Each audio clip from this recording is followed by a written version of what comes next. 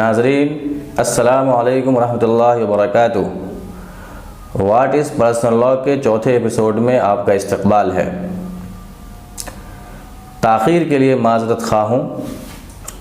आज मैं आपके सामने एक ऐसे सवाल को डिस्कस करने जा रहा हूँ जो इनामुल हक़ साहब की तरफ से हमसे किया गया है।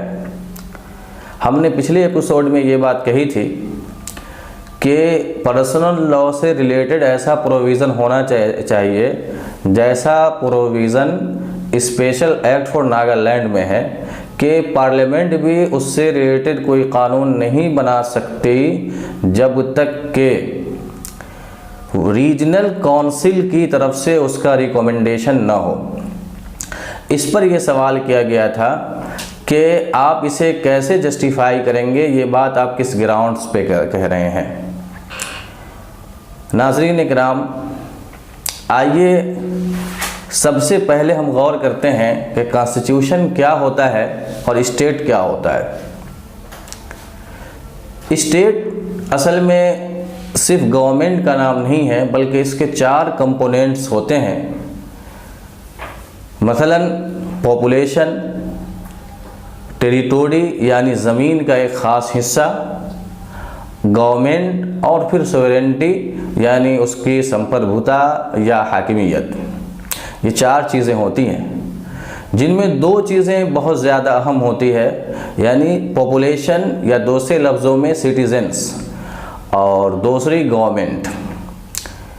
आप जानते हैं कि गवर्नमेंट के पास बहुत सारा पावर होता है, उसके पास रिसोर्सेज होते हैं, उसकी अपनी जुडिशरी होती है, आर्मी होती है, पुलिस होती है, यानी हर चीज़ गवर्नमेंट के कंट्रोल में होती है। जबकि सिटीज़न के पास कुछ भी नहीं होता और सिटीज़न गवर्नमेंट के मुकाबले में कमज़ोर होता है। इसलिए ये ज़रूरी होता है कि सिटीज़न के लिए कुछ ऐसे हुकूक सिक्योर किए जाएं जिसको गवर्नमेंट चाह कर भी नहीं छीन सके। क्यों? क्योंकि गवर्नमेंट, चाहे वो डेमोक्रेटिक गवर्नमेंट हो, चाहे वो डेमोक्रेटिक गवर्नमेंट हो या फिर वो बादशाहत हो, मोनार्की हो, हर 2 सूरत में इस बात का ख़तरा रहता है कि वो लोगों के राइट्स को छीने और इस बात की उम्मीद रहती है कि वो लोगों के साथ इंसाफ करे, उनके हुकूक की हिफाजत करे, उनके राइट्स को उन तक पहुंचाए। ये दोनों बातें हो सकती हैं।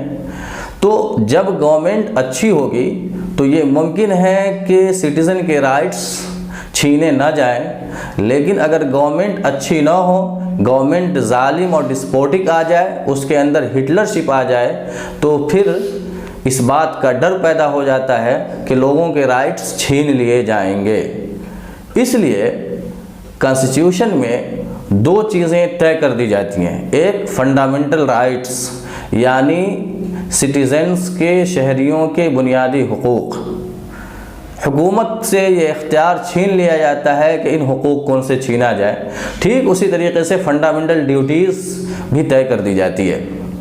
लेकिन होता यह है कि गवर्नमेंट जब पावर में आती है तो ये हुकूक छीनने की कोशिश करती है, या कभी किसी एक आइडियोलॉजी को इम्पोज करने के लिए दूसरी आइडियोलॉजी के मानने वाले दूसरी कम्युनिटी के साथ जुल्म करने लग जाती है। इसी को रोकने के लिए ये चीज़ें तय की जाती है। कॉन्स्टिट्यूशन ऑफ इंडिया ने फंडामेंटल राइट में आर्टिकल 25, आर्टिकल 26 में कम्युनिटीज़ को, रिलीजियस कम्युनिटीज़ और कल्चरल कम्युनिटीज़ को राइट्स दिए हैं। लेकिन उसी के साथ साथ आर्टिकल 44 में चूँकि कुछ ऐसी बातें नहीं आ सकी और ऐसा मालूम होता है कि जनरल यूनिफॉर्म सिविल कोड की बात की गई है, इसलिए इसको बहाना बना करके माइनॉरिटी के राइट्स छीने जा रहे हैं। तो इस तरह का प्रोविज़न होना ज़रूरी था कि गवर्नमेंट को या पार्लियामेंट को कभी ये हक़ हासिल ना हो कि इनके राइट्स छीने जाए, और जिस तरीके से वहाँ रीजनल काउंसिल के रिकमेंडेशन के बगैर पार्लियामेंट से राइट छीन लिया गया या पार्लियामेंट के राइट को लिमिटेड कर दिया गया, उसी तरह यहाँ रिलीजियस काउंसिल होना चाहिए जिसमें जितने भी रिलीजन हैं, उसके जितने सेक्ट हैं, उनका रिप्रेजेंटेशन हो और उसके बेस पर उनसे मशवरा लिए बग़ैर और उनके रिकमेंडेशन के बग़ैर कभी भी कोई कानून पार्लियामेंट ना बनाए। इस तरह का होना ज़रूरी था। आपने देखा और आप ये जानते हैं कि जब मोदी गवर्नमेंट के अंदर हिटलरशिप आई तो उन्होंने पूरी तरीके से मुस्लिम कम्युनिटी को बदनाम किया तलाक़ के नाम पर, और एक ऐसा कानून बनाया जो कानून खुद अपने आप में अनकॉन्स्टिट्यूशनल है। और एक बार वो ये गवारा न किया कि वो मुसलमानों से, जिसके लिए कानून बनाया जा रहा है, इनके क्लेरिक्स से, इनके रिलीजियस पर्सन से या इनके सोशल और सिविल सोसाइटी के लोग जो हैं उनसे मशवरा करें। इसकी वजह ये थी कि उनको अपने पावर का मिसयूज़ करने का एक बहाना मिल गया। इस बहाने को रोकने के लिए बेहतरीन शक्ल वही थी जो शक्ल नागालैंड में इख्तियार की गई। अलबत्ता वहाँ उसका स्कोप बड़ा है, यहाँ तक के पार्लियामेंट को उनके क्रिमिनल केसेस में भी कानून बनाने का इख्तियार नहीं है। लेकिन यहाँ जो डिमांड है हमारा वो सिर्फ़ और सिर्फ इस हद तक है, पर्सनल लॉ की हद तक। बकिया मामलात में यूनिफॉर्म सिविल कोड होना कोई काबिल एतराज़ बात हमारे लिए नहीं है।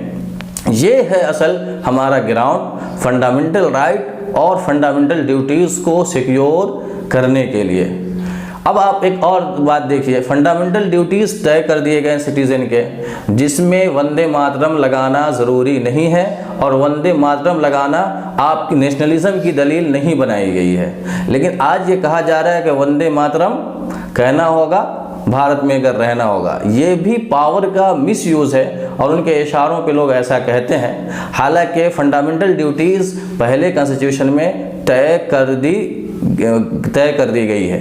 मेरे दोस्तों और मेरे बुज़ुर्गों, इस बुनियाद पर मैं ये हुकूमत से भी दरख्वास्त करता हूँ कि पावर का मिसयूज़ करने के बजाय आर्टिकल 44 में का एक बी सेक्शन कायम किया जाए, यानी उसका एक सब आर्टिकल बनाया जाए जिसमें ये बात तय हो कि पर्सनल लॉ का रिश्ता चूँकि रिलीजियस फ्रीडम ऑफ रिलीजन से और कल्चरल फ्रीडम से है, इसलिए इसमें किसी तरह का इंटरवेंशन नहीं किया जा सकता है और ये आर्टिकल उसमें नाफिज नहीं होंगे।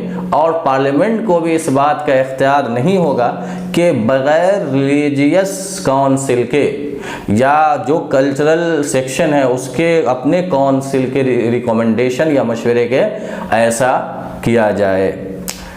और ये गलत भी नहीं है, क्योंकि पार्लियामेंट एक जगह अगर लिमिटेड उसके राइट को, कानून बनाने के लेजिस्लेशन के राइट को लिमिटेड किया जा सकता है नागालैंड में, तो यहाँ भी लोगों के राइट्स को सिक्योर करने और पावर के मिसयूज़ से बचाने के लिए ज़रूरी है कि इस तरीके की बातें हों। अफसोस कि हमारे कॉन्स्टिट्यूशन में ये ना आ सका, जिसकी वजह से गलत प्रोपेगेंडा करके नफ़रत भी लोग फैला रहे हैं और इस तरीके की बातें पैदा कर रहे हैं। मेरा ख़्याल ये है कि इस बात पर अगर गौर किया जाए तो एक रहनुमाई मिल सकती है, एक रोशनी मिल सकती है और इंशाअल्लाह अब अगले एपिसोड में मुलाकात होगी। जब तक के लिए इजाज़त। अस्सलामु अलैकुम व रहमतुल्लाहि व बरकातुहू।